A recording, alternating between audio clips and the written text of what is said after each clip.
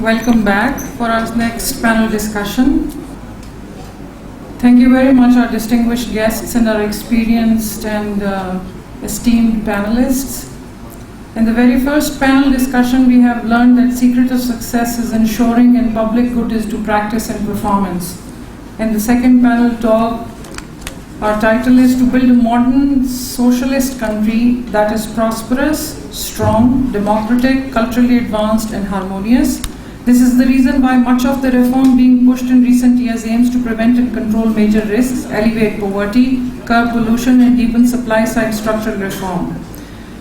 Moreover, China's economy runs steadily within a reasonable range and reforms in various fields are in full swing with people, livelihood and sense of benefit, happiness and security increasingly is improving.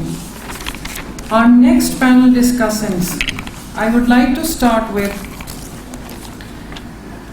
Major General Retired Muhammad Samrez Saleh is our moderator for the second panel. Major General Retired Muhammad Samrez Saleh Hilal-e-Imtiaz was commissioned in Pakistan Army in March 1985. The General is a graduate of Command and Staff College and National Defence University, Islamabad. He is Masters in Warfare, Defence and Strategic Studies. During his 33 years of service, he has served a number of command staff and instructional appointments, which include Pakistan Military Academy, Kakul, United National Military Observer, Assistant Private Secretary to Chief of Army Staff, and Directing Staff at Armed Forces War College. General commanded a division in Quetta and served as Vice Chief of General Staff at General Headquarters, Rawalpindi. He is presently serving as Director General Institute of Strategic Studies, Research and Analysis, National Defence University, Islamabad, NDU, and is also pursuing a PhD with National Defence University, Islamabad. Our pleasure, sir, that you are with us today.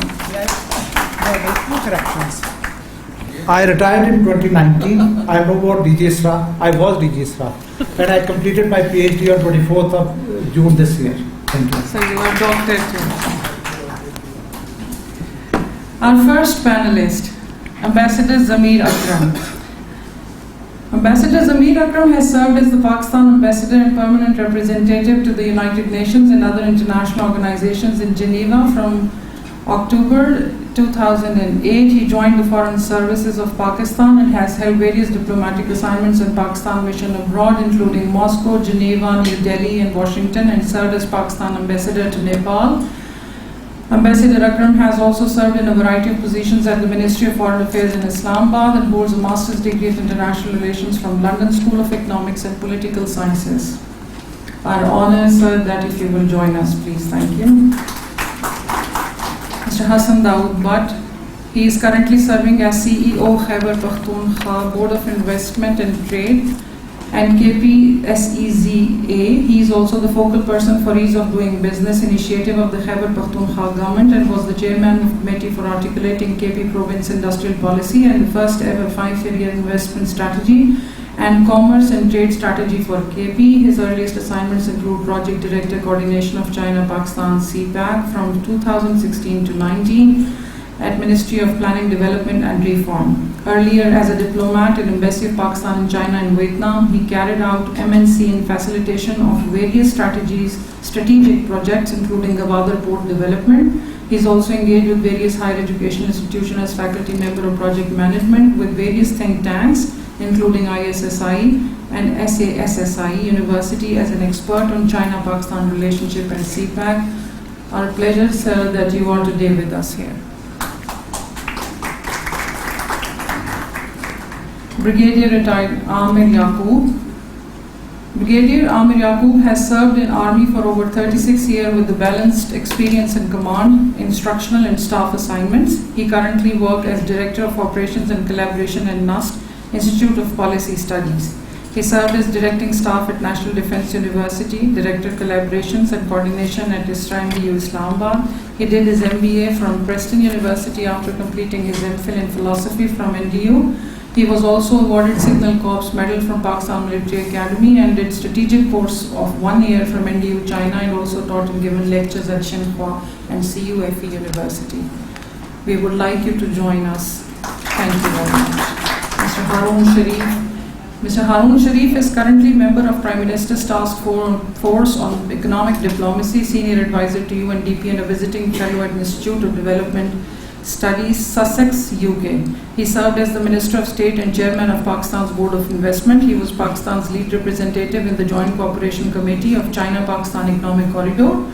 He is a well-known global expert of economic policy, international development, economic diplomacy, and financial markets. He worked as the regional advisor to the World Bank Group for promoting economic cooperation in South and Central Asia. Having worked in USA, Europe, Middle East, Asia, and the Pacific, he brings a unique expertise of supporting business transactions between country and region. Our pleasure, sir. Please join us. Mr. Mustafa Haider Sayyed. Mr. Mustafa Haider Sayyed currently heads the leading Pakistani think tank focusing on bilateral relations between Pakistan and China. As Executive Director, he proactively engages in forging new partnerships with Chinese counterparts to foster investments in energy infrastructure in Pakistan and mobilize public and private sector stakeholders for bilateral and multilateral mechanisms of cooperation. He is also the founder and CEO of CAN Asian Synergies, a business consultancy that solicits and navigates foreign investors in Pakistan. Prior to joining the PCI, Mr. Mustafa was a special representative of the Asian Global Group, a consortium of East Asian companies with a focus in infrastructure investment Central and South Asia. We welcome you to please come and join us.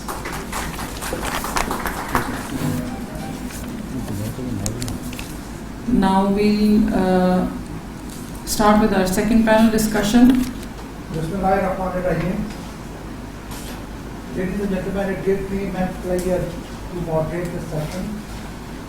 A post-tea break session, and I would say that more important session than what was the earlier one. Because in my view, learning is the crux of all human pursuits. If we are not ending up learning something from our pursuit, it is not worth it. Now, since this session is going to see that how we can learn from the past, how can we learn from the experiences of China. With utmost humility and solemnity, I would like to make a mention of Holy Prophet, peace be upon him, who had injunction all Muslims to seek knowledge even if we have to go to China. So we have taken 1400 years to take this direction, but in my view, it is never too late. As far as China and Pakistan are concerned, I see them as twins, but not Siamese twins, but rather contrasting twins. I find huge contrast between these two states. I also feel that we have mutually assured destiny as far as the future is concerned, that of Pakistan and China. And the contrast that I see, that is in terms of leadership, that is in terms of way of working, that is in terms of knowledge, prudence, discipline, name a thing. If China is on the one edge, we are on the other edge.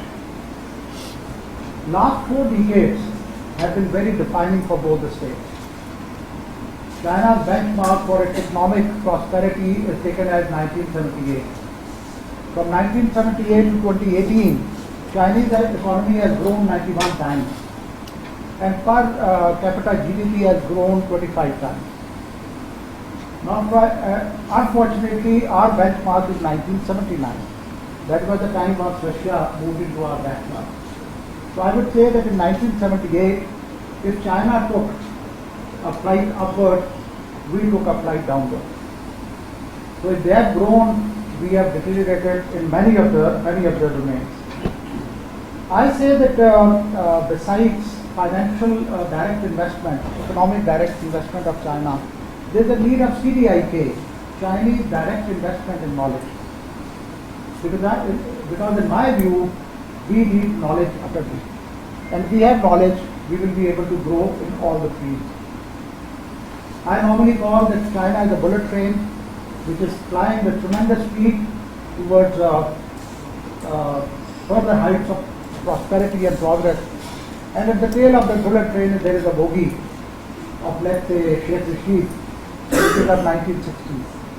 Now that bullet train is pulling this bogie. So the crux that I would like to say is that we have to put our house in order, as was said by my very, very respected senior in the beginning.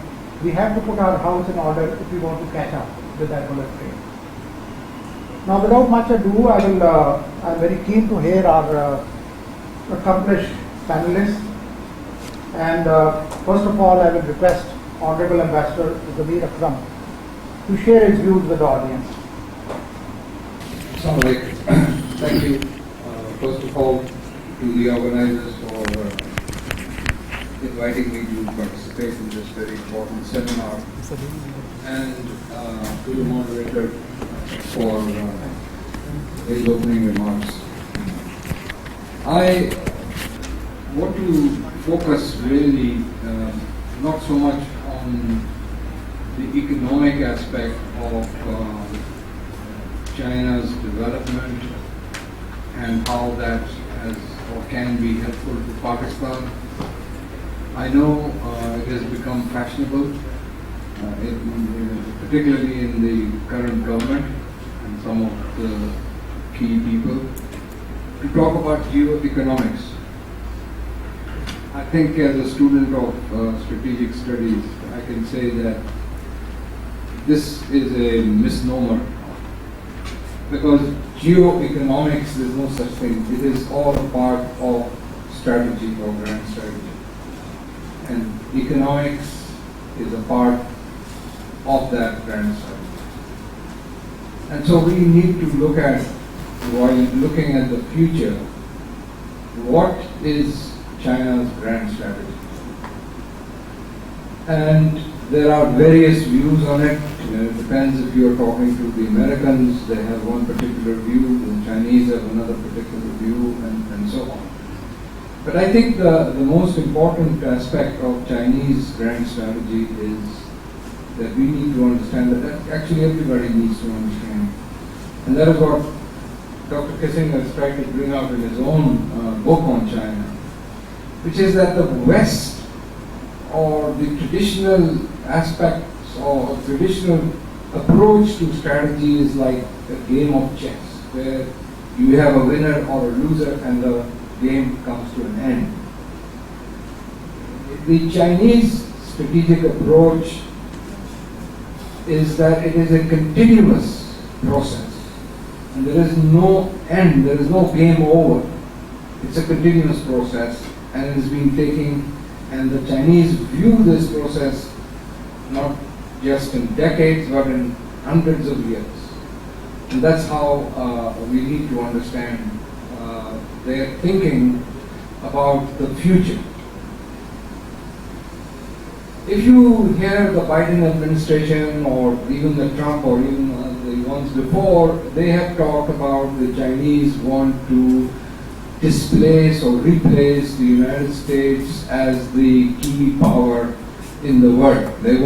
They think that the Chinese want to become the most powerful country, the policeman of the world, just like the US has tried to become or has been. I don't agree with this approach. I think that no Chinese leader or strategic thinker will claim to that kind of an ambition, because the Chinese are not stupid and they know that this can't be done. And they have, since the time of the revolution, the primary objective was to preserve and consolidate the Chinese state.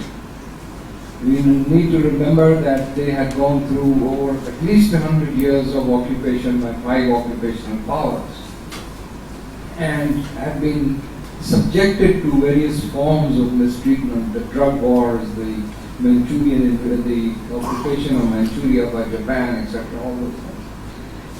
So the first and foremost objective of the Chinese state was that they did not want such a situation to ever emerge. So the consolidation of the Chinese state was the most important thing. The second, then when we moved forward with the 4 modernizations, it was to bring China at par with the international community in terms of development, etc., which we already talked about. Now I think the objective is to ensure that China becomes a leading power, but not a hegemonic power. I think that's the very important distinction that needs to be made. Yes, they will become aggressive in their pursuit of China's position and power, but they will not be a power that will be seeking to extend its influence and control through hegemonic means. I think we need to recall a recent statement made by Jimmy Carter, the previous American president, who said that ever since the Chinese modernizations took place, China has never been at war. Whereas in the last 200 years or more of American history, America has been at war most of the time.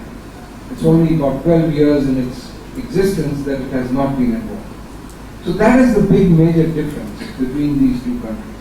So China will defend its interests. Yes, it draws a red line between what it sees as interference in its internal affairs, and that includes what happens in Tibet, what happens in Xinjiang, what happens in Hong Kong, or even what happens in Taiwan. These are considered red lines because these are considered internal matters of China. But the Chinese are very consciously decided that they will not be an aggressor. They will not transport their interference or military intervention abroad because they feel that this is going to be counterproductive. Where they see their future is through economic cooperation because the power that they are building is based on their economic strength. And that is not just limited to trade and commerce, but also in terms of advancement in science and technology, in the new in information technology, in computers, in so many other, in artificial intelligence. All these are areas in which they wish to develop. Finally, the point that I'd like to stress is that going forward, unfortunately, what we are witnessing from the US itself is that they have not reconciled. Ever since the Cold War ended and the US emerged as a single superpower in the world, they have not reconciled to the emergence of any competitor or an equivalent power. The US has, since the time of the Clinton administration or even the elder George Bush administration, pursued a policy of zero-sum approach towards the rest of the world, towards the international system. And that has become even more pronounced after 2008 when China became the second largest global economy. And by coincidence, the US started facing reversals, first in Iraq and then in Afghanistan. And after having spent $3 trillion in just Afghanistan and $6 trillion or more than that in these wasteful wars in the rest of the Middle East or Central Asia, the United States, instead of recognizing that the future order can only work through a cooperative relationship with China, is determined to pursue a competitive zero-sum approach which seeks to sustain or prolong what they consider as American hegemony. And therefore you have the Quad and you have the AUKUS or whatever it is called, the Australia trade with UK and Australia. But this is not the same kind of world that existed after the end of the First Cold War. This new Cold War that the Americans have started is vastly different. Because in the old Cold War, the United States relied on support and cooperation with China, and so played the so-called China card against the Soviet Union and forced the collapse of the Soviet Union. That kind of collapse is not going to take place in China, because the Chinese have followed a totally different model of development, and this kind of approach that the US has now pursuing in the new Cold War against China is vastly different, because now the Chinese and the Russians are strategic partners.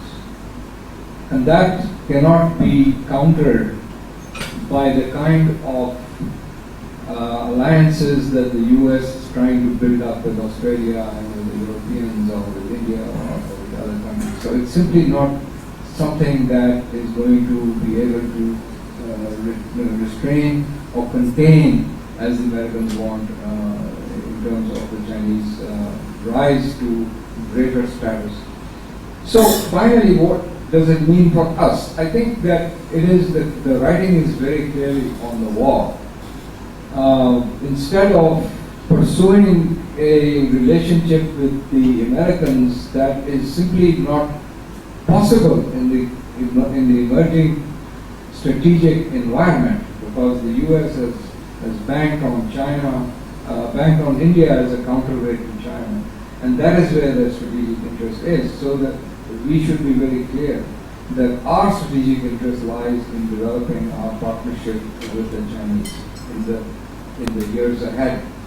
And I know that there are people within our government and within our country who have not got over this Western hangover. Unfortunately, it is I mean, even today, many of us are guilty of this. When we want to send our children to study, we send them to Europe or to America. Has anybody ever thought of sending our children to study in China? So this is an example of the kind of hangover that we have about the West. And we need to overcome this, because it is not in our interest in the long term. Our long-term interest is tied up with the success and the future that China is building for itself. So I will end here. Thank you so much. Thank you very much, sir. Ladies and gentlemen, Ambassador Tahir Akram has set the stage by talking about grand strategy, which is on top of everything. We are living in a very interesting period because the world is transforming in multiple domains.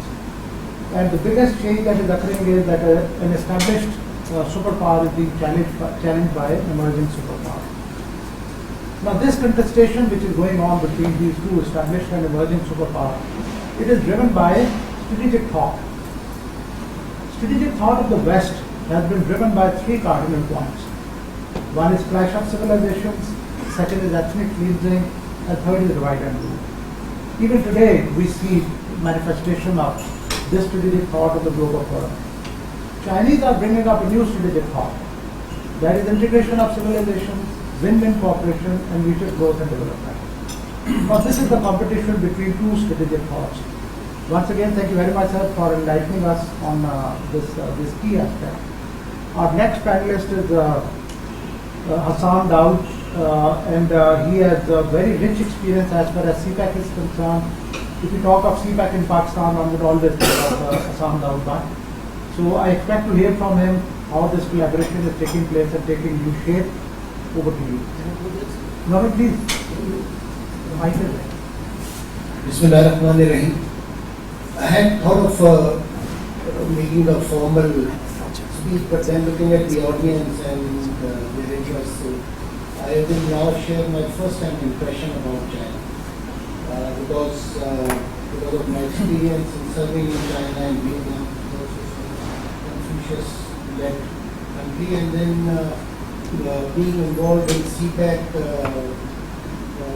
since it started as an event, but mostly a maritime sector and Gavada, and then later, as a member of the committee, we worked on the CPAC long-term plan, and then on the Gavada master plan, and now working with Chinese on investment as the CEO of the board of investment. So my first impression, the final impression of China, is that it is the most efficient, most stable, most well-governed and a country delivering on merit.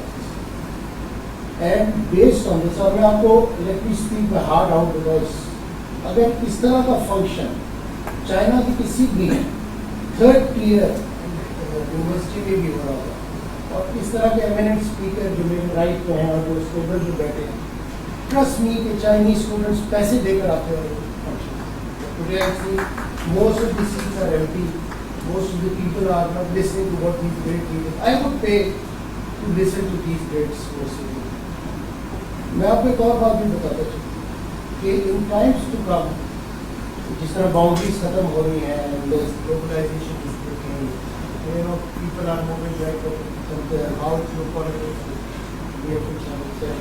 is shaping the way that we are doing business. आप लोगों के लिए, especially in the red seats, it's going to be a challenge. It's going to actually impact how you do things and whom you do. जब मैं China में गया, and I learned that, as I said earlier, that it's the most efficient, most productive human race on planet Earth. And also I believe that as long as I'm on this planet, they will remain the factory of the world. This is my firm belief. And I'm sure on the economic part we have Arun Saab, and I really follow him on this. But I'll just share my own impression. अब जो challenges मैंने देखे as senior, क्योंकि Chinese के साथ interact किया from 2009 till today, और उन लोगों के साथ भी इंटरेक्ट किया जो biggest naysayers थे, dealing as the project director, dealing with Western media, dealing with speakers and scholars who would always say, CPEC तो नहीं हो सकता, what is CPEC? ये तो ऐसे ही है, Chinese, you know, if you remember आप में से East India कंपनी आने वाली है, और उससे हमने कॉन्टेक्ट किया. तो you know, when I was in China, वो एक स्लोगन आया, string of pearls. उसके बाद जब I came back and became the project director, एक नया स्लोगन आ गया, you know, East India का. लेकिन please remember, और इसी परसूट में और इसी चीज़ को देखते हुए कि why are they so efficient, why are they so productive as a human being, मैंने अपनी academic परसूट में उस पर गया. Then I started studying Confucius and its application on modern life.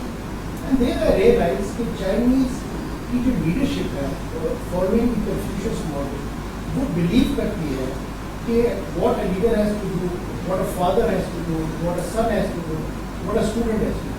मैंने जब उनकी यूनिवर्सिटी में I go there and teach one semester each year, not since the COVID but earlier, मैंने देखा कि अपनी टीचर्स को कभी टीचर या प्रोफेसर नहीं कहते, हमेशा लीडर कहते. अपने जॉब में जो उनके बॉस होते हैं कभी बॉस नहीं कहते. और ये कन्फ्यूशियस फिलॉसफी है जो उनको आज वहाँ पे लेके जा रही है जिटर को.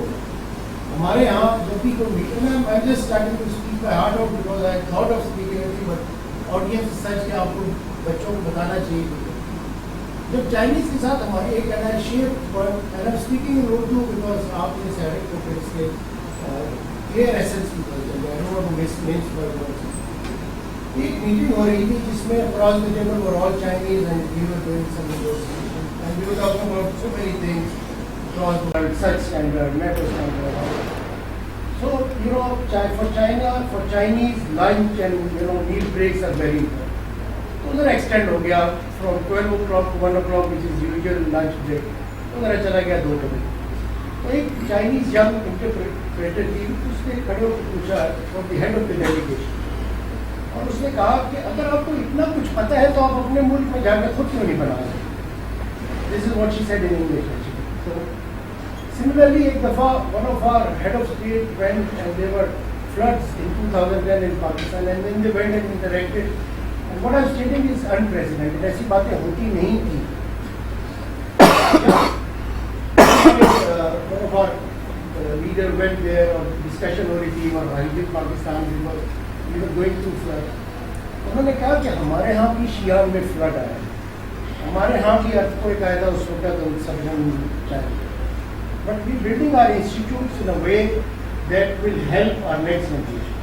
And perhaps this is the biggest lesson. लेकिन naturally मैं आज कोई recommendation नहीं दूँगा क्योंकि अक्लमंद को उसकी ज़रूरत नहीं है और बेवकूफ़ को इसको सुनना नहीं. So what I'm trying to urge here कि हमें especially to younger lot who sitting there and there of you, आपको अपने आप को productive बनाना हो. चाइना तो अपने 2049 के all the goals achieve कर ले, but आपके भी कुछ goals होंगे. अगर आप गवर्नमेंट के goals को छोड़ दें, विजन को छोड़ दें, आप अपने जो गोल स्टैंडर्ड सेट कर रहे हैं और उसको परस्यू करने की कोशिश करें. And just follow how meritocracy is so important. आप अपने इर्द गिर्द इसको लेकर आने की कोशिश. जब हम SECs में काम कर रहे हैं, I am responsible for Russian, I'm getting, every time I talk to them, they say, when I talk to them, कि आप टेफ्टा से लोग लेने, आप हमारी यूनिवर्सिटीज के साथ MOU कर लें, get a human resource, कहते they are not productive. They are not able to and not only even ready to realize what challenges are coming, whereas the Chinese youngsters are ready to. ये जो हम आज बात कर रहे हैं 2049, इसको चाइना में कहते हैं शाओखांग, जो आज ये जो moderately prosperous nation, this is called Xiaokang. और शाओखांग की टर्म पहली दफ़ा डेन शॉपिंग ने दी थी in 1981, and where in the same speech mention Xiaokang, he also mentioned crossing the river by touching each pebble. ये नहीं हो सकता कि ओवरनाइट आप तरक्की कर ले and you achieve what China has achieved. ये जरूर हो सकता है कि आप हर पेबल को टच करते हुए रिवर क्रॉस करें, हर मुश्किल को क्रॉस करते हुए river cross. There is no shortcut to hard work, there is no shortcut. ये नहीं हो सकता. आप इमेजिन करें, I just add on few important things. इस वक्त चाइना के अंदर high speed railway 38,000 kilometre, normal railway जो है वो 100,000 किलोमीटर है, which moves at the speed of 150 kilometre पर, जो हम ML1 पे लेकर आ रहे हैं सिंसेन. सिमिलरली वहाँ पर रिसर्च सेंटर्स हैं which are doing research at over 1,700. But more important for all of us is कि जब CPEC and when we were working on long term plan, we knew this and we stated this. और हुआ क्या कि long term plan को discuss हो गया media पे कि ये real version of long term plan है या ये false version of long term. I remember the challenge that I went through and I used to address Q&As of international media players कि ये क्या वर्जन है. और सिमिलरली कल even last night I was in an interview, मुझसे पूछा कि CPEC तो खत्म होने वाला है, CPEC को तो बड़े चैलेंज. तो मैंने वहाँ पर 10 PM मेन स्ट्रीम मीडिया में मैंने कहा कि मैं 2013 से सुन रहा हूँ कि CPEC खत्म होने वाला है, और जब से मुझे होश आया मैं सुन रहा हूँ कि पाकिस्तान भी खत्म होने वाला है. बड़े challenges. So I think as I am neither a politician, I am a person who works on projects for the government and I am working on CPEC. मेरा पूरा यकीन है कि if you go incremental like बेन shopping जैसे, तो हम हर चीज़ achieve कर सकते हैं. प्रैग्मेटिक प्लानिंग की बहुत ज़रूरत है, और प्लानिंग के बाद naturally that planning would flow from leaders sitting है. और इनके विजन को, मैं जब प्लानिंग कमीशन में था वर्क देयर फॉर 4 years, हम अभी तक सर के विजन को फॉलो करते हैं for what he gave to the planning commission, and his respect amongst us in our generation is there. So last I'll end कि आप अपने पर्सनल विजन को लिंक करें गवर्नमेंट एंड नेशनल विजन के साथ, और उसके साथ प्रैग्मेटिकली स्टेप बाय स्टेप अपने विजन को अचीव कर लें. इंशाल्लाह हम भी 2049 तक प्रॉस्परस हो सकते हैं. रिमेंबर 2030 में जब CPEC का टाइम खत्म होने वाला होगा, तो चाइना के पास 6G होगा, which will be 1000 time faster than what we have. हमारा तो 3G, आप जब मैं KP में हुआ, as soon as I cross Peshawar, अगर आप यूलीमज डिस्ट्रिक्ट में जाते हैं तो वहाँ पर इंटरनेट की कनेक्टिविटी खत्म हो जाती है, और 3G कम से कम 1G बन जाता है. So I think these are the challenges we have. आपने इसको एड्रेस करना है. 2030 में I might not be on this planet and most of us may not be. आप लोग होंगे और आपने फिर फेस करने ये चैलेंजेस को, जो ग्लोबलाइजेशन लेकर आ रहा है, और जिन चैलेंजेस ये तमाम जो geopolitics in and around Pakistan है. Thank you. Thank you very much, Hassan Daud Bhatt, for giving us a wake-up call. Indeed, Pakistan, all of us, we have to wake up on our work ethics, on our discipline, on our knowledge, and our wisdom, everything. I would just like to make a mention that CPEC is also my area of interest. I have done PhD in strategic security management of CPEC. I will also like to say here, we have talked about governance. Once I see contrast between these two twins, that is China and Pakistan, I can make a long list how we contrast from each other. They have their own strengths and weaknesses, we have our own strengths and weaknesses.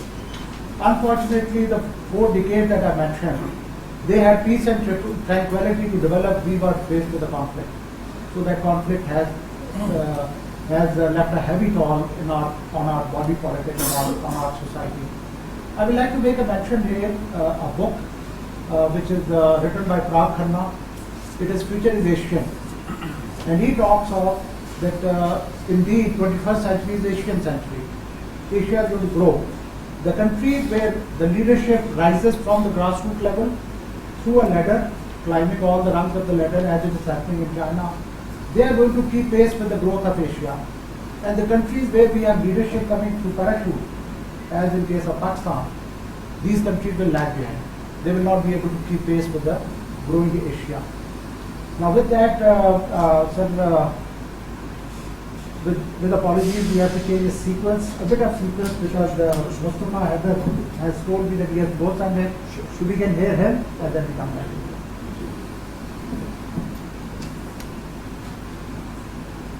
Hello, hello. Honorable moderator, thank you, sir. It's a pleasure to be with very familiar speakers and friends. Harun Bhai, who I've been seeing since I was a child, we used to play tennis. He was, of course, always better in tennis than me. But now I think we can have another match in the coming weeks. And Ambassador Zamir Akram Saab, it's a pleasure. His wife was my teacher in school, so Unka Saab and Hassan Daud Saab, Brigadier Saab. And congratulations to the center, Dr. Saab, for organizing a very constructive dialogue. Ambassador Seema Lahi Sahiba, Ambassador Nikmana Hashmi Sahiba, such a pleasure to see all these people. I do agree with Hassan Daud Saab ke jo sparsely populated hai our audience, which we were expecting to be more, but hopefully next time we can have a more engaging and captivated audience for such an important topic. We're going to talk about the second centennial goal. बाकी चीज़ों पे बहुत बात हो चुकी है.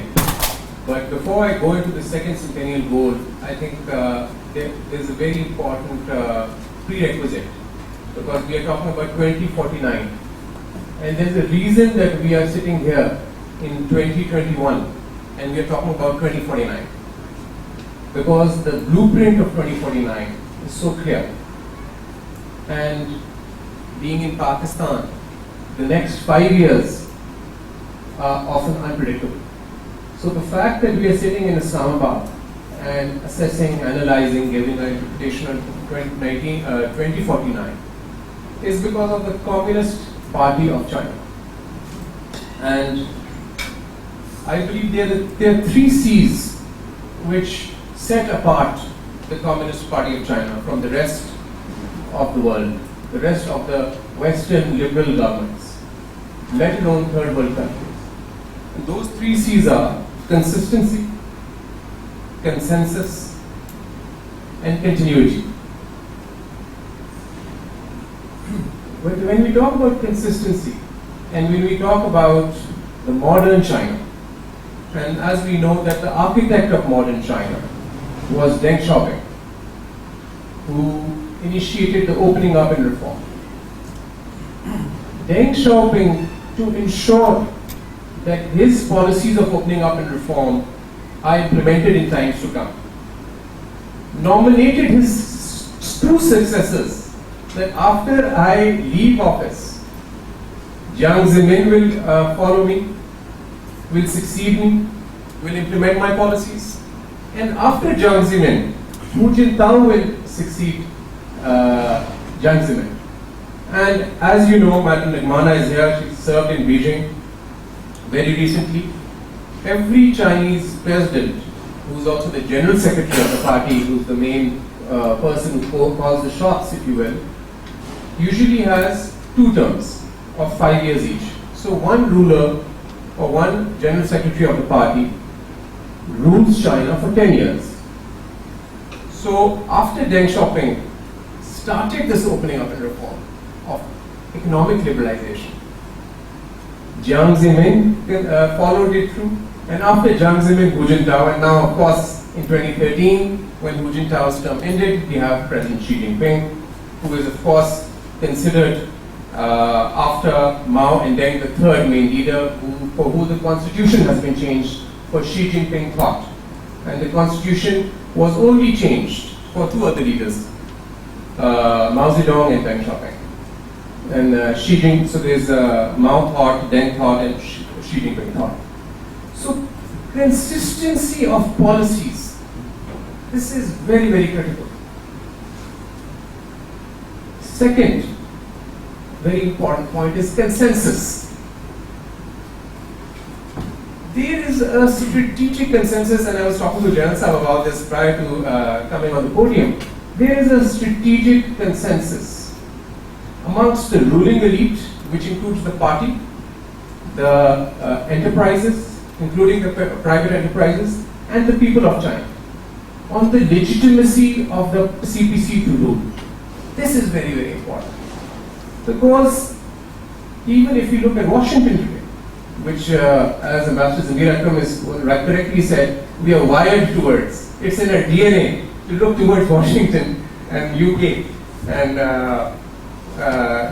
what are the signals, what are the vibes that we are getting from Washington. The transition of power, if we see the latest example, from Trump to Biden, was that of a third world country. It seemed like this is an election of Pakistan. Perhaps ours is not that bad. They stormed the House of Representatives, which I worked in with Congressman Adam Putnam back in 2010. And there were militias, armed militias. We talk about TLP, etc. Here, there were armed militias there who stormed the White House, and that we will not accept the results. So there is a consensus in China and in the people for the legitimacy of the CPC and the standing committee of the CPC, which is 8 people. There's a central committee, there's a Politburo and the standing committee. And this for the standing committee and the central committee and the CPC down from the prefecture level. Ambassador Nirmala, you mentioned this. You mentioned the top-down and bottom-up approach. If you go to the prefecture level, the party secretary is calling the shots. Cadre, Sichuan earthquake, party mobilizes cadres. Economic development, COVID, party, Xi Jinping said it's a people's war. 20,000 nurses flew into Wuhan and doctors. 20,000, the party mobilized. Or if it's the economic development. So there's a uniformity of purpose. And this consensus and legitimacy of the party, of the CPC, comes from the rapid and unprecedented economic growth that China has, that the CPC has delivered to its people. So the legitimacy is not derived from just ideology. It is derived from public goods that have been delivered to the people of China. And that unprecedented rapid economic growth, unparalleled economic growth, which we have not seen in the West and has been seen in China. Even today, post-COVID economy, China is faring the best out of all the other economies. So this legitimacy is there. Then, a very important point that Kishore Mehbubani mentions in his book, which I will recommend strongly to everyone, Has China Won? Outstanding book. That the CPC is actually concerned about the 1.4 billion people and maintaining their social stability and harmony that reside inside of China, and is not interested in influencing the 5 billion people outside of China. This is very, very important to understand China. Because it is such a mammoth country with a huge population, the 1.4 billion people that reside in China are the priority of China to maintain harmony, social stability, and peace, than the billions of people that live outside of China. Secondly, there's another popular myth which is propagated, and earlier speakers talked about this, that there's this authoritarian regime in China. There is control, and it's a police state, and the Chinese people, there's an effort to make a division, a schism between the people and the CPC. Again, Mehbubani noted very correctly that in 2018, 240 million Chinese tourists left China for tourism, particularly to the West. The same year, 240 million people upon their own volition returned to China. So this is data, these are facts, these are not my opinion. And we know Pew, which is the foremost polling think tank, leading think tank in the world, based out of Washington. They have most credibility. The Pew conducted a poll. Which people are the most satisfied by their government? Guess who was on the number one? And this is not a Communist Party or a Global Times newspaper, it's not Chinese state media or Pakistan. This is Pew, based out of Washington. Chinese people, according to this leading Washington think tank, that the Chinese people are the most satisfied by their government. So this is what the data says. Now, when we talk about the Centennial goals, the 2021 were moderately prosperous society, as Hassan Daud mentioned correctly, Xiaokang, absolute poverty was eliminated end of last year. China, this of course coincided with the 100 years of the CPC.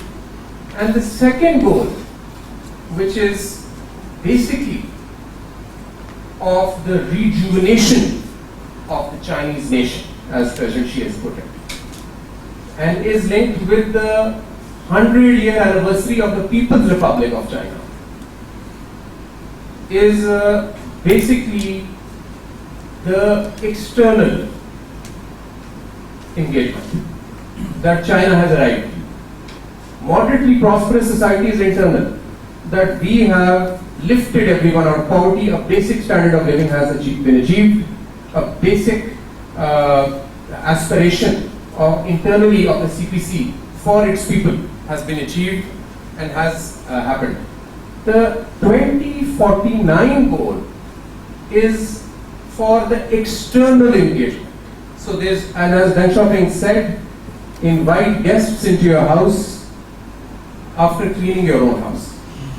Invite guests only after cleaning up your own house. Then you invite guests inside. So the 2049 goal, and General Saab has given me a very polite reminder of concluding. So that is the 2049 is, and by 2030 China will probably be the biggest economy in the world, overtaking the United States. But 2049 is the goal set by the Chinese leadership for basically, and I will not use the word hegemony, but for being the number one country not only in economic terms, but also where it is not number one right now, in technology and innovation, externally. So, and 20, that is I think simply put the analysis between the two Centennial goals. I thank again the Center and very, very constructive dialogue. Look forward to the speakers. Thank you very much. Ladies and gentlemen, here in Mustafa, I came across that the contrasting twins, they also have a similarity. Because he talked about succession, he talked about follow-up, relentless follow-up. We also have succession and we also follow up. But they follow up in good deeds, we follow up in bad deeds. We have learned how to plunder the country, we have learned how to do corruption, we have learned how to do grabbing, land grabbing. So we are excelling in those kind of fields and we are following up in those kind of fields. Now I will request our next panelist, Brigadier Amir Yaqub. He has done a couple of courses from China. He has been teaching in Chinese universities. So we would love to hear from you. I was extremely touched by Dr. Damsher Saab's opening remarks, or the remarks that he made this morning when he talked of some of the plights. And I tended to ask myself, if a person of his age is so frustrated, and a person of my age is also frustrated, and probably the children, I'm not very sure, but I'm sure they are also feeling the same pinch. Things must have gone somewhere wrong. I will actually concentrate on looking at what China does and would like to have some kind of applicability in Pakistan. Where can we go? I was in China, did my course, and I learned Sun Tzu. A whole one semester was dedicated to Sun Tzu. Didn't go to USA, but learned they teach Abraham Lincoln and others founding fathers. I was there for 6 years in NDU, and I remember, and in NUST now for the last 7 years, keep asking myself, where is Qaid-e-Azam? Where is our founding father? And I was amazed to find actually Chinese philosophy of nationhood or nation building during Deng Xiaoping was, I'm not saying it, they might have or might not have learned, actually founded on the great three principles of Qaid-e-Azam Muhammad Ali Jinnah: unity, faith, discipline. We unfortunately learned to display honesty and not do honesty. Hanging photographs with 3 golden words, and sometimes, because of the great impressions of somebody, changing the order by bringing faith above the unity, as if he was talking of only religious faith. The faith had so much of other meanings of faith in your future, faith in your abilities, faith in yourself, faith in the purpose. And I learned that these 3 words were distinctively embedded into Chinese system. Unity, 1.4 billion people united on one single aim of moving forward. How difficult it would be. And we are talking of just 220 million people to follow a path. I mean, phenomenal. So I call Chinese 3-stage advancement. Mao Zedong, the greatest job of nation building he did. And let me tell you very frankly, nation building is no cheap exercise. My father used to narrate a small story that a person asked another person कि आपका neighbor कैसा है? उसने कहा कि बड़ा शरीफ है, बहुत नेक है, हमारे बच्चों पे बड़ी शफकत से देखता है। उसने कहा फिर इसको बंदूक क्यों रखी हुई है? कहता है नेक रखने के लिए उसको, मेरे घर में बंदूक है उसको नेक रखने के लिए। The philosophy of this statehoodship is that the discipline is enforced. ये प्यार मोहब्बत से नहीं समझाया जाता। लोग आज आर्मी इंस्टीट्यूशन की तरफ देखते हैं that this is one institution which is good, and I keep asking myself, why does not we are from same society? Because I learned that we were rubbed so well that we learned the art of discipline. There was a united goal. We had faith, and I think the Qaid-e-Azam philosophy of unity, faith, discipline was embedded. It has to be embedded everywhere. Now, let me also keep passing some references to, look at the long-term vision, since I've talked about that. Shenzhen city was established by Deng Xiaoping in 1979. One of the great purposes was, they had to absorb Hong Kong in 1997. They didn't want to have a Talagang outside, opposite Hong Kong to absorb it. They created Shenzhen right opposite to Hong Kong. Now what happens is, people living in Hong Kong, they live in Shenzhen because it's cheaper to live there and working. And this is a very nice way of absorption of a state which was not under their rule for nearly 100 years. The same thing happened in Macau. One country, 2 system, and they were able to absorb it. Now that's a long-term vision. 2049, long-term vision. Parties have manifestos. Parties may have internal visions, but parties don't set national vision. Parties work within national visions. The philosophy, to my reckoning, where it goes is, or wrong where it goes is, that they have to set their manifestos. And when they start to function within that vision, things keep moving consistently in one direction. Unfortunately, it is not going in that direction.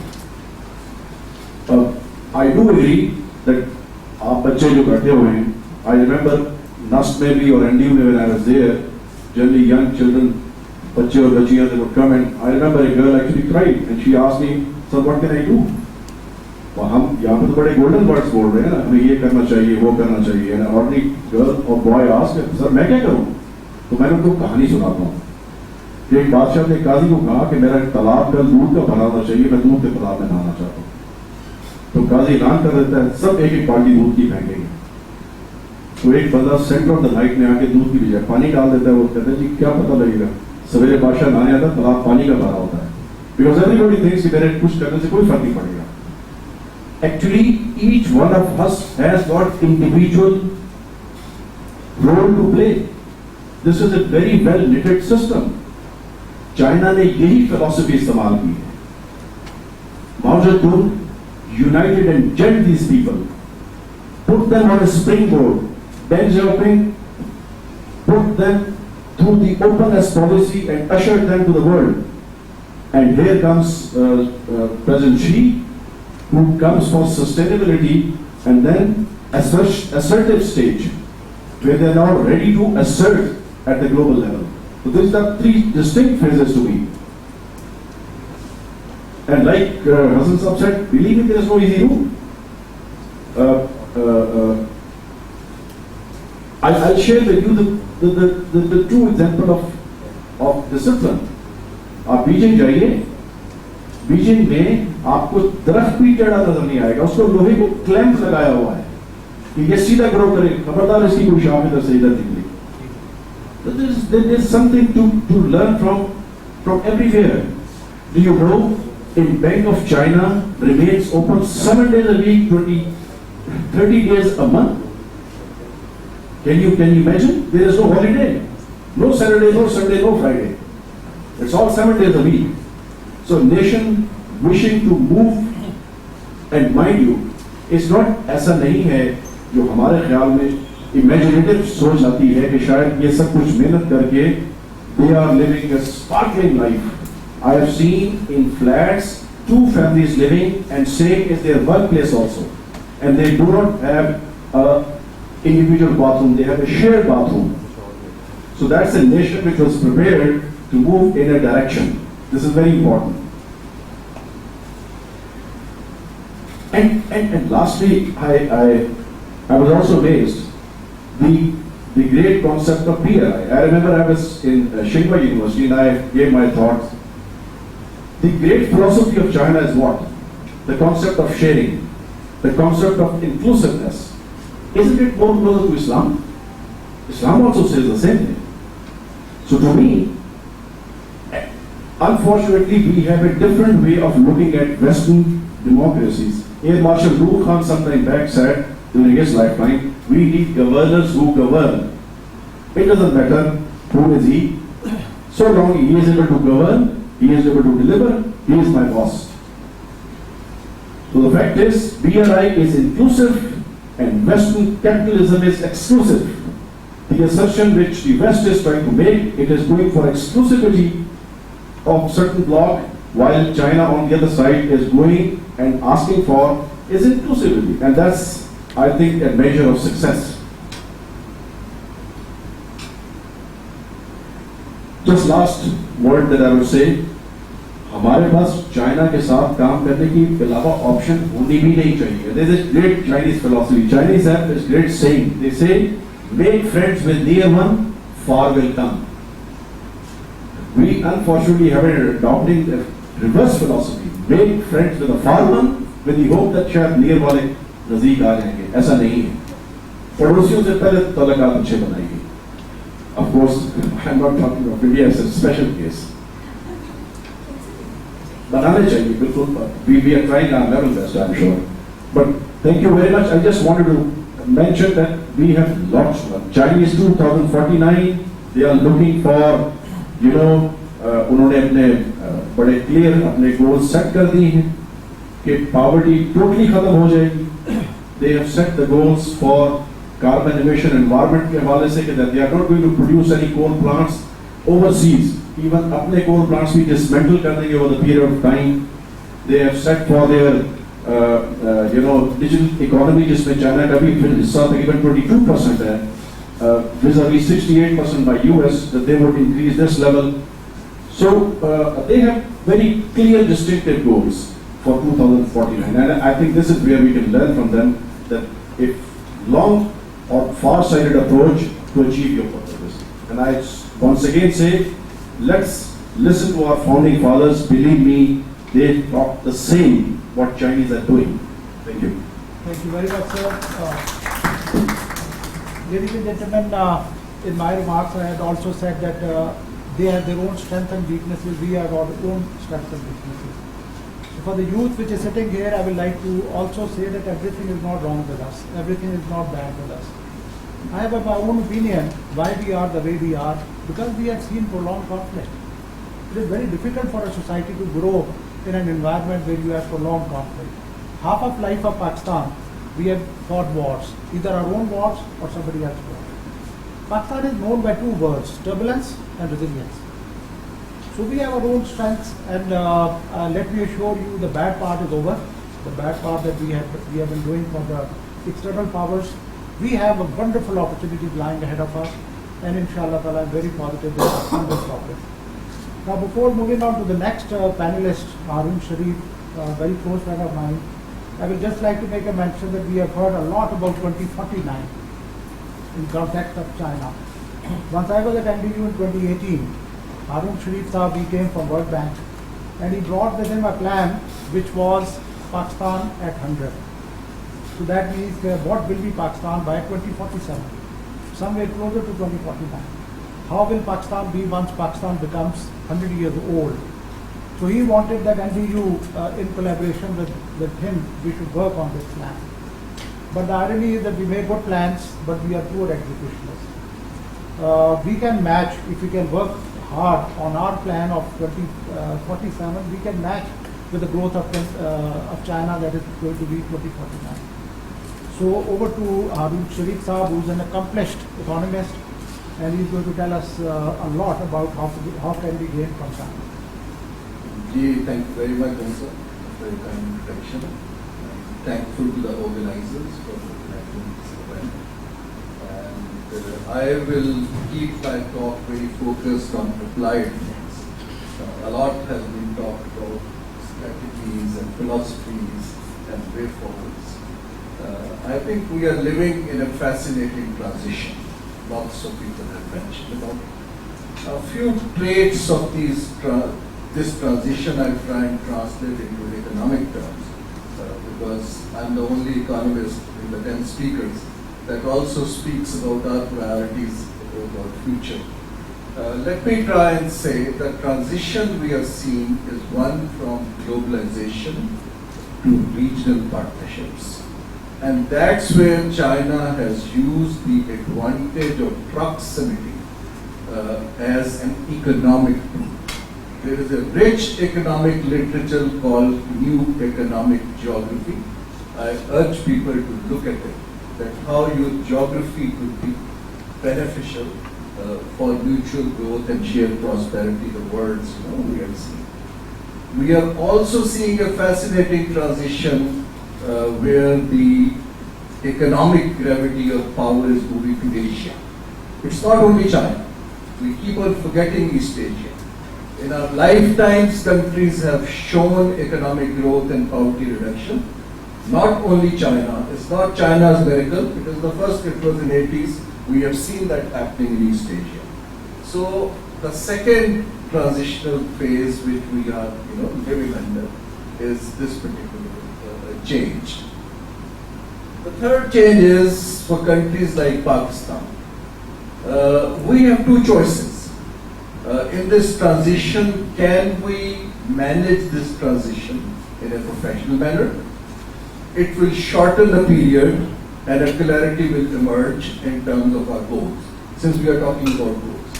Or we just go with the flow and see how things put together, and we basically deal with it. My fear is that we need to take charge of our own goals at this point in time. What General Brace Salik is saying, when I was the regional head for the World Bank for several years, this whole program of Pakistan 2047, I developed it in the hope that Pakistan will partner with me. What we have done is, and it's a strong word, not only successive governments and policymakers, we have outsourced our thinking. And we have outsourced our thinking mostly to whoever gives us money. And with regret, I would say we are doing the same with China. So in this transition, if we need to come out as winner, and we need to catch up with the levels of East Asia and China in, let's say, 30 years or so, we need to first develop our own value proposition. Nobody will come and help us grow but ourselves. So that is my at least 30 years of learning which I wanted to share. Now, after this transition, if we look at it, there are 3-4 messages coming very clearly. China wants to reach out to $30,000 per capita income by 2035 by becoming the richest country in the world. China wants a cleaner environment. China wants a peaceful coexistence. All that has been spoken, I will not repeat. But what I'm trying to say is that China has gone through also a transition of growth. There is a price when you grow. There was a price paid for inequality. There was a price paid for environmental hazards. There was a price paid at diplomatic fronts. But that is the price which you pay when you rapidly grow. Now, CPEC, when you do rapid infrastructure development, there will be a price. So my message is that these price and West will exploit it, and they're already doing it. But do we have the mitigation strategies to deal with that price? So with that high level 3-4 messages, what I would see the future, I'm not at all, my worry is not pessimism or confusion or frustration. My worry is that if other countries can grow in a lifetime, why can't Pakistan grow in a lifetime? We will grow. I had a long discussion 3 times with Tahir Muhammad on that. I was very fortunate. And he said that you are not ready for it, for a rapid growth.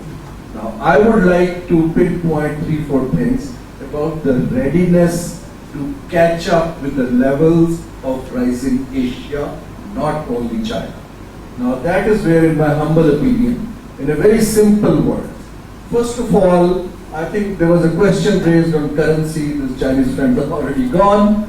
So as an economist, the first question everybody should ask, why do we go to IMF every 4 or 5 years?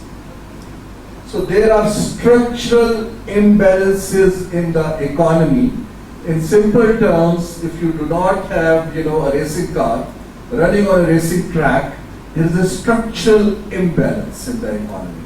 And what is that structural imbalance? Let me give you, there are many, but 3 fundamental imbalances in the economy which successive governments have failed to build consensus to deal with it. It's not this government, successive governments. Now, our first imbalance of economy is that our reliance on imported things. So when your reliance keep on rising on imported things, and our economic growth is not based on higher productivity, it is based on trading and consumption. So what happens is that population grows, okay? We try and give economic policies, we start buying and selling lots of things which are not made in Pakistan. So our reliance on imports go up every 4 or 5 years, and then our rupee starts weakening, we go back to the same cycle, our current account deficit gets out of hand, and then we go for the lender of the last resort. Now, there's no rocket science. I assure you, I have worked with Prime Minister Imran Khan closely for 1 year. He understands it. The problem here is that the current political economy is such that unless and until a government has majority in power, they might not be able to take on this imbalance. Because the influence, now that is the worrisome part to me, the influence of capitalists and capital controllers on our public policy has risen very significantly. And these people have grown not in competitiveness, they have grown on patronage, state patronage. So when you don't stay patronage, you don't let Chinese companies come into Pakistan, because then you will have to be competitive. So my first thing is that how can we develop what I said in the beginning, an economic value proposition where we can use Chinese partnership to enhance productivity in our country. We are even importing food stuff. So we need to enhance productivity and actually reduce population growth. So the structural imbalance, if we don't do it, every 4 or 5 years we'll get into the same cycle. Second structural failure of Pakistan, in structural I'm saying, Bunyadi Dhancha jo, our economy hasn't changed for the past 40 years. People who read the economic surveys and economic reporting, we still see the contribution of agriculture, some 20-22%. We see industry at the same level. Within industry, textile remains our biggest forte. Now my question here is that other countries have changed the structure. Prime Minister Imran Khan and many people say we were a great economy in 60s. I challenge that, frankly speaking. We were not a great economy in 60s. The other hadn't done their homework right. When the other did the homework right, they actually surpassed us. We are still there because our structure hasn't changed. So we need to look at a structure which can create jobs. And future of jobs, frankly, is not large-scale industry anymore, because it is highly mechanized. It is based on artificial intelligence. In China, somebody in the Foreign Office gave a slip to Prime Minister, and he gave it to the chairman of Huawei, that why don't you come and assemble your telephone sets and computers in Pakistan. He said in the next 30 years, I would need 8 people to assemble 1 million units. And I think I can find 8 people in China. Now, what I'm trying to say is that the one machine on textile, which used to hire 200 people, now it's been run by 8 people. So we need to shift towards a knowledge economy with China.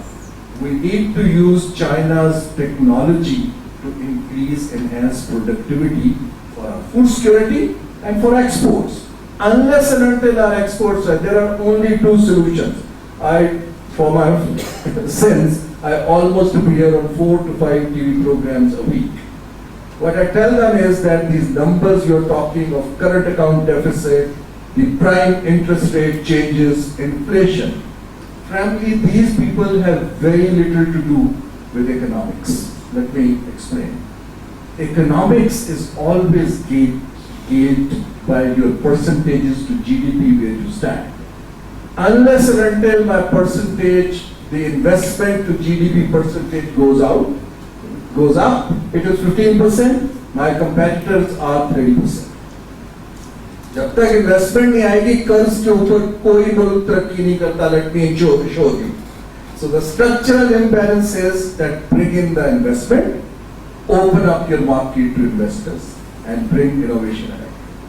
जब तक हमारी export to GDP ratio double नहीं होती, I have seen Bangladesh very closely. I have seen Vietnam तो बहुत आगे चला गया. I have seen Cambodia very closely. So we need to. Sasina Wajid ne, when I was in the World Bank, when she wanted to, kickstart exports, first thing she did was there are only 2 cars in Bangladesh which have a license to break the red light. Number 1 is an ambulance. But the people who don't Dhaka, वहाँ पर हड़ताल बहुत होती. So number 2 is a sticker of an exporter. So exporter को उन्होंने इतनी इज्जत दी है, and she manages it herself. Now there's a very fine difference between subsidizing the exporter or actually funding their inefficiencies. What happens is that our industry, I'm getting into a little technicality, but that's a structural imbalance. I will close on 2 other imbalances. State-owned enterprises. China, if you want to learn from China, see how they manage to professionalize state-owned enterprises. For that, the biggest challenge in Pakistan is to have a pro-growth bureaucracy. The bureaucracy at the moment, the incentive structure is anti-growth. We talk about economic diplomacy, but economic diplomacy is not about talk. It is actually about real-life transactions. For that, you need to be ready, you need to train yourself, and and you need to change the mindset. Mindset बातों से नहीं बदलता है. You need to change the incentive structure. So pro-growth bureaucracy I see as a structural barrier, and for Pakistan to learn from China how they converted into that. Finally, our power sector. We still range, we create expensive power, we sell cheaper power. So unless and until, in closing I would say, be it poverty reduction, be it your bargaining power with the rest of the world, be it actually shared prosperity, there's only one word: sustained economic growth for 10 to 15 years. With our population growth, where 2 million new young entrants are coming into the job market, you need 8% economic growth for 15 years. If we don't do it, Pakistan will continue in this transition for another 50 years. Now for that, you need to change the structure, you need to build a consensus to deal with structural imbalances rather than basically giving these slogans कि हमने current account deficit ठीक कर लिया है, हमने interest rate नीचे कर दिया है, हमारे कर्जे बढ़ गए हैं, हमने लोगों को SMEs पे जा रहे हैं. These are good for populism and election. But the real things what China and East Asia did was that they shifted the structure of economy in a manner which was growth oriented. Our structure of economy at the moment is not growth oriented. मैं जन सब को चाय में कह रहा था ये, वो कहते डॉलर क्यों बढ़ रहा है? I said कि आबादी बढ़ रही है, आप चीजें खरीदते जा रहे हैं, प्रोडक्शन वहीं पर रुकी हुई है. Unless and until आपका पास जो पैसा है उससे पाकिस्तान, मेड इन पाकिस्तान चीजें खरीदेंगे तो रुपया स्ट्रेंथन होगा ना. अगर आप SUVs खरीदेंगे, बाहर की चीजें खरीदेंगे तो डॉलर की डिमांड बढ़ती जाएगी. But I'm closing. I think Pakistan is still, at least people understand what the issues are.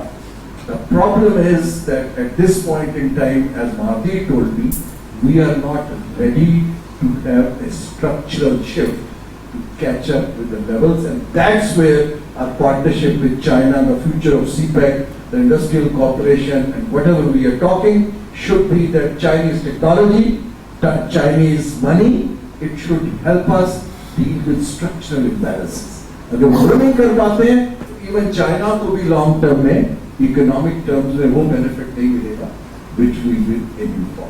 Thank you very much for listening. Thank you very much, Arush. What a wonderful talk it has been. He has explained economic domain in a very, very easy way.